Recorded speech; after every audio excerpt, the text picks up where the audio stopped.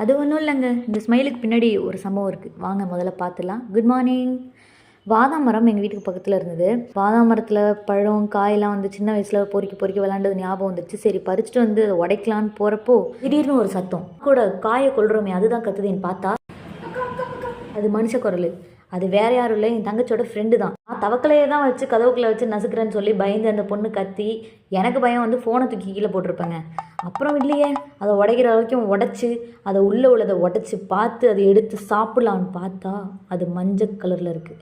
ஆக்சுவலாக அது வந்து வெள்ளை கலரில் தானே இருக்கும். நம்ம சின்ன வயசில் நிறையா சாப்பிட்ருக்கோமே. சரி சாப்பிட்டு தான் பார்ப்போமேன்னு எடுத்தேன்.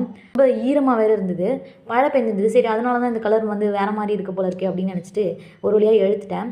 சரி எடுத்து சாப்பிட்டு பார்க்கலாமேன்னு எடுத்து வாயில் கொஞ்சம் வச்சு பார்த்தேன். அப்படியே வேற மாதிரி இருந்துச்சுங்க. டேஸ்ட் பிடிக்கல, கசப்பாக இருந்தது. அப்போ தான் என் தங்கச்சி சொன்னிச்சு, காய் தான் சாப்பிடணும், பழம் சாப்பிடக்கூடாது மூதேவின்னு.